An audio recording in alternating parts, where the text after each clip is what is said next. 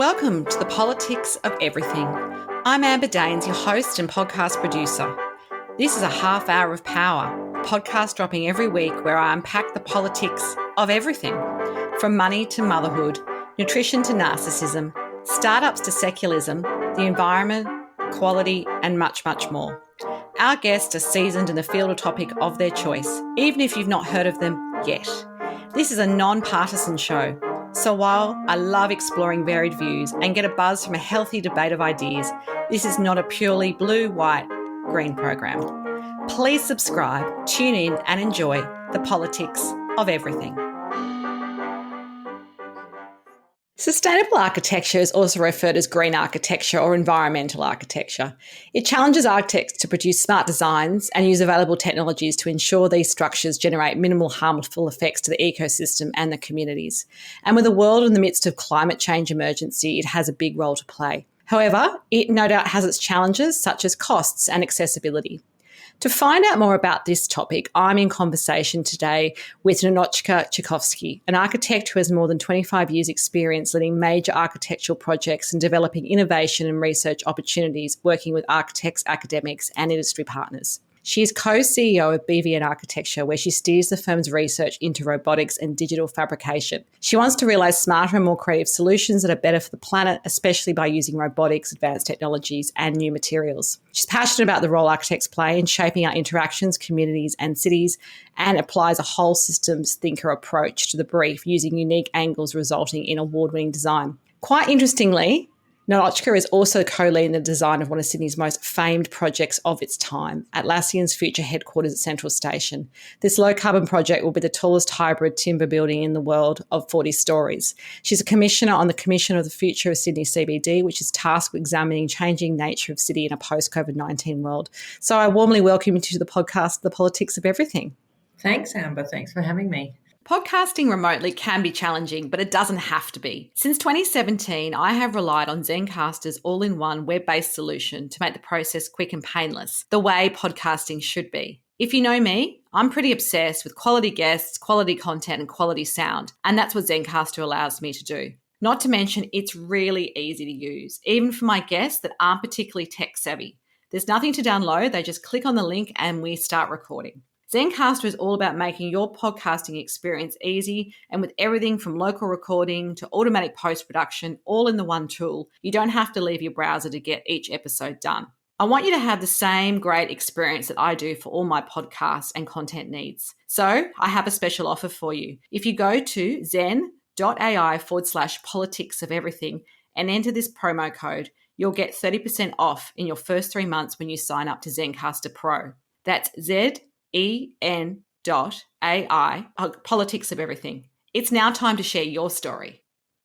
Okay, did you always want to be an architect, or when you were a kid, what did you think you'd do for a living? No, I didn't always want to be an architect. I thought I'd be a vet, actually.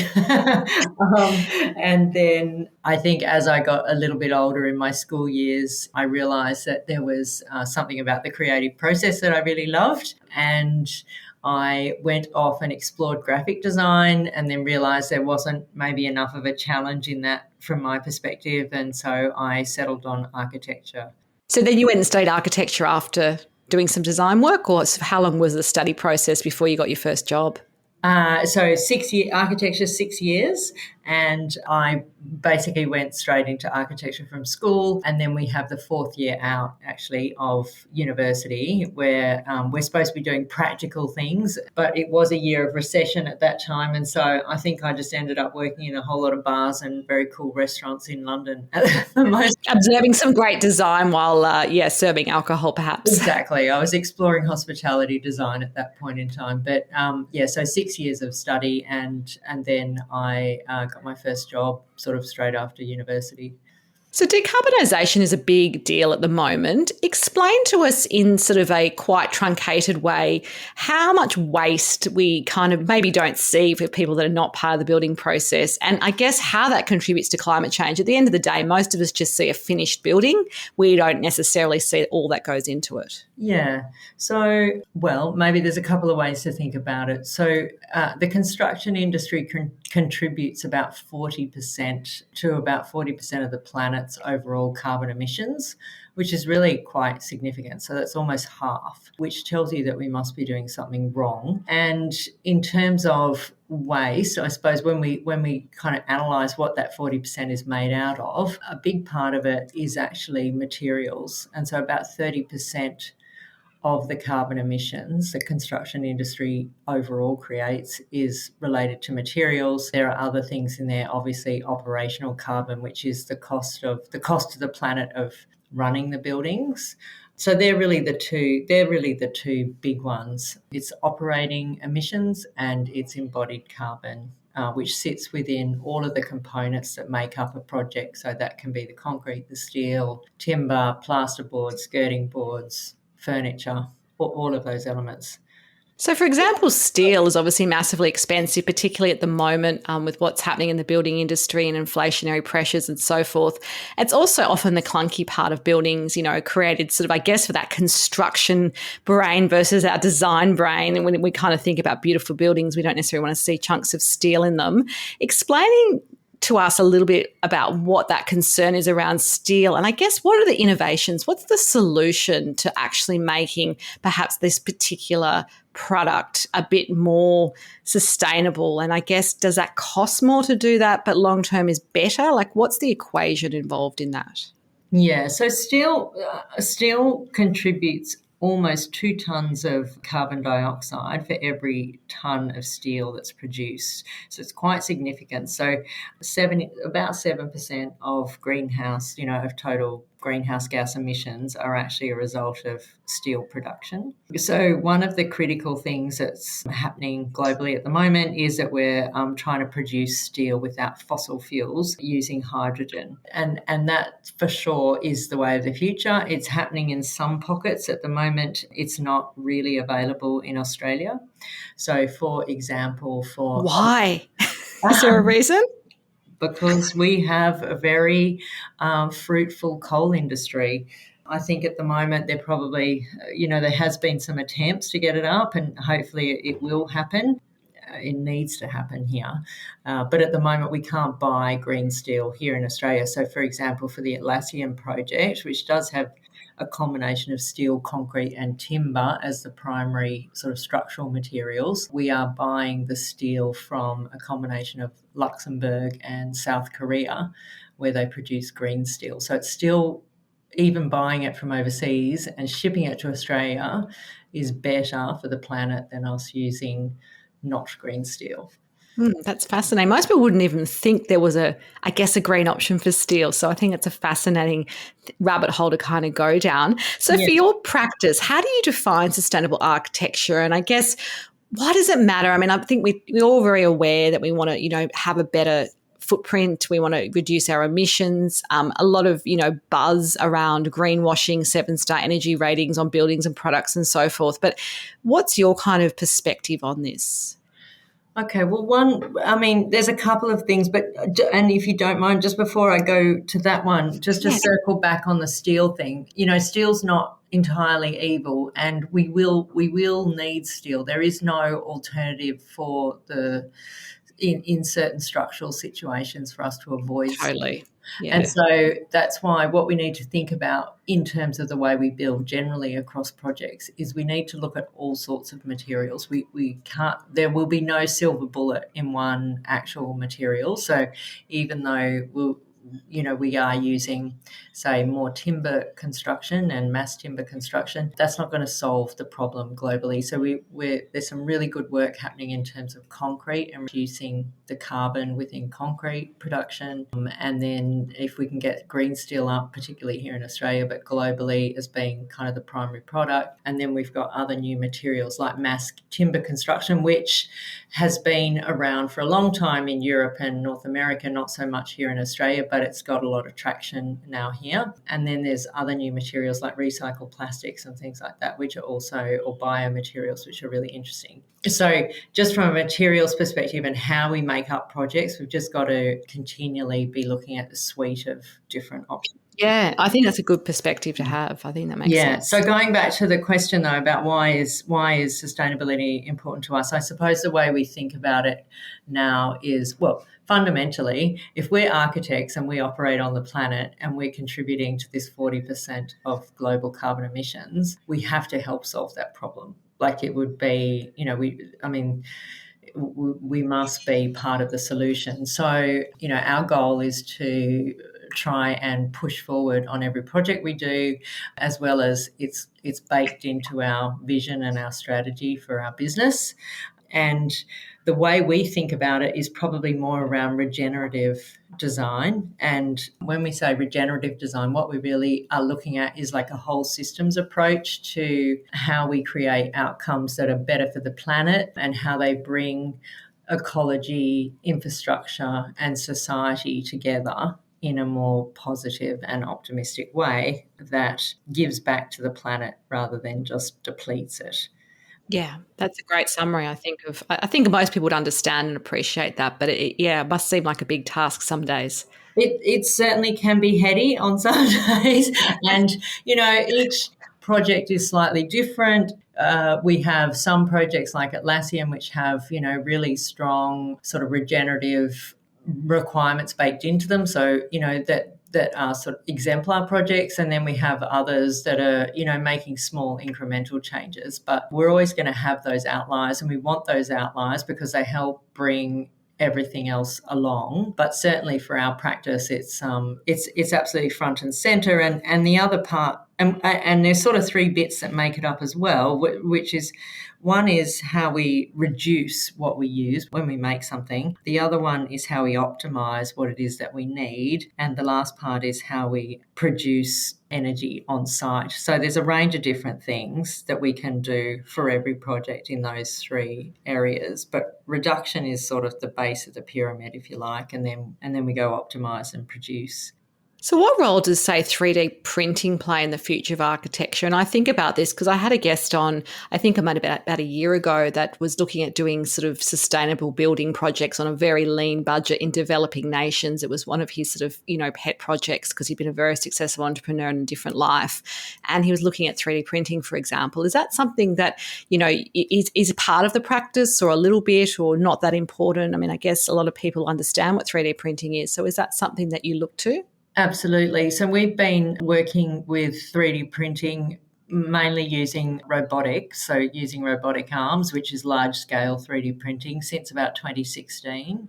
And because in our mind, if we're going to make, if given the contribution construction's making to global carbon emissions, we need radical change and we need radical transformation in the way that we build. We can't just keep building with sort of sticks and sheets of things.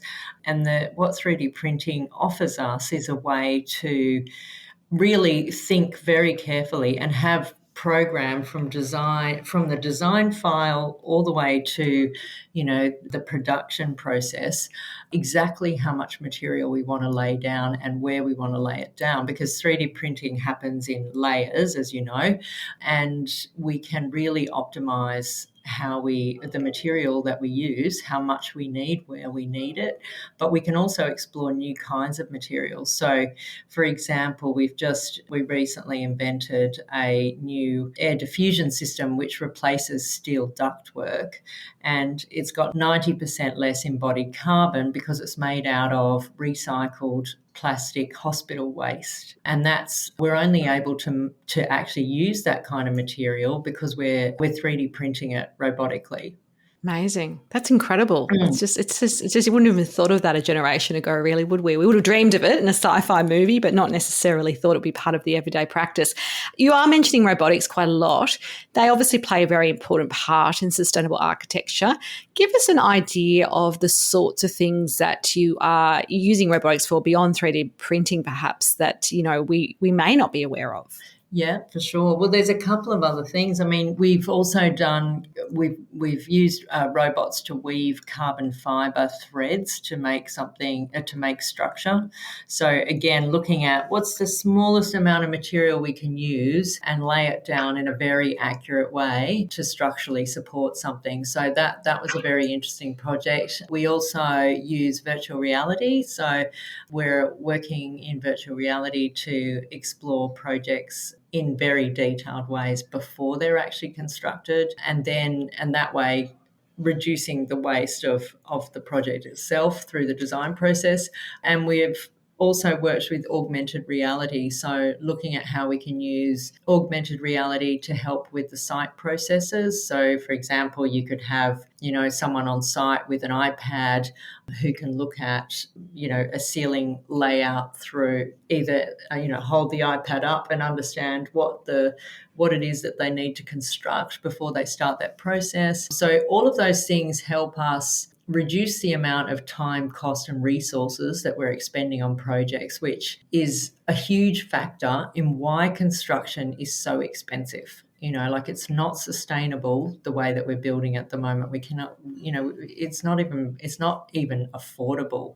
Yeah, exactly. And maybe that's the point at which people start really paying attention as well. If something's not as sustainable but is affordable or cheaper, then that might satisfy. But obviously, we're looking at the long term here, and it sounds like this is the future. Yeah, absolutely. And I think the other really critical part of it is just looking, we're very much focused on how can we prefabricate as much as we possibly can. So how can we create modular structures? How can we build in a way that we're building probably more off-site and then assembling on-site? And that process, like the change of thinking in doing that, on its own saves a lot of time and also saves a lot of waste.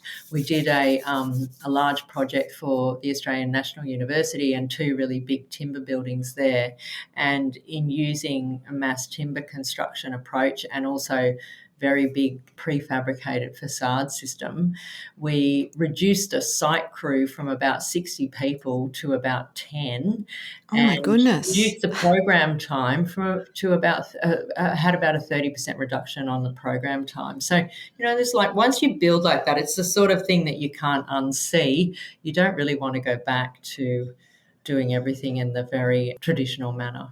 So we will focus a little bit now on the fabulous new Atlassian building, which I think has been estimated to cost $1.4 billion. And even my overseas listeners will obviously have heard of Atlassian and understand some of their environmental credentials. And I guess their founders focus on that sort of idea of leaving the planet in a better place than which it is right now. What are some of the elements that make that particular building so unique, and I guess pushing that envelope a little bit on the sustainable design front? Yeah, well, Atlassian is a great example. So at the moment, it's what we would call the world's tallest hybrid timber tower.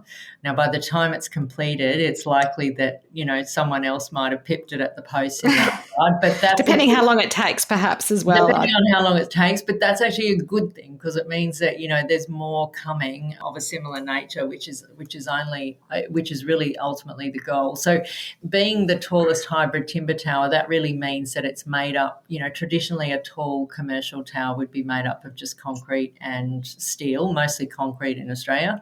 This one has a concrete core, a steel exoskeleton sort of outer structure, and then every 4 floors is made up of timber construction. So it's a really combined structural system, and through combining those different materials, it reduces the embodied carbon. And the goal is that we reduce the overall embodied carbon of the project by 50% compared to a building on the similar site with a traditional structural systems.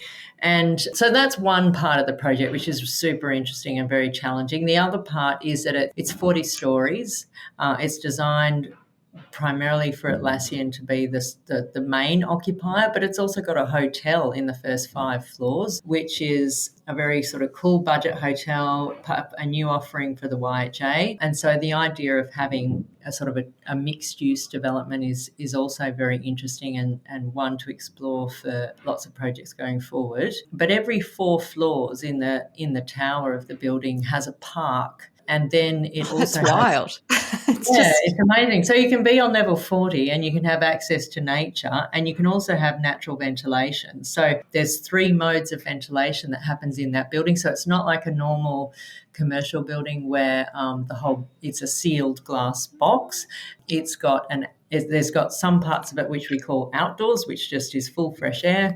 Then we've got the mid doors, which is a combination of fresh air and some tempered air, so slightly treated air. And then we've got the full indoors, which is like a more traditional environment, but done with less operational usage. So that's very important. We've also got on-site photovoltaics. So there's ledges on the facade as it goes up the building that hold photovoltaic solar cells, and overall it's sort of set to it will be operated on 100% renewable energy with much lower operational energy targets. I wouldn't have expected anything less, to be honest. Yeah, so there's lots of really interesting parts of it, and every 4 levels is what we call a habitat. And the idea about that is, how do you have 4,000 people working vertically in a building and feeling like they belong?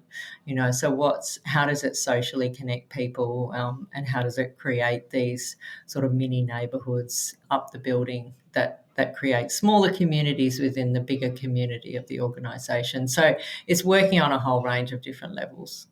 So beyond that project, what has been your favourite project to date and why?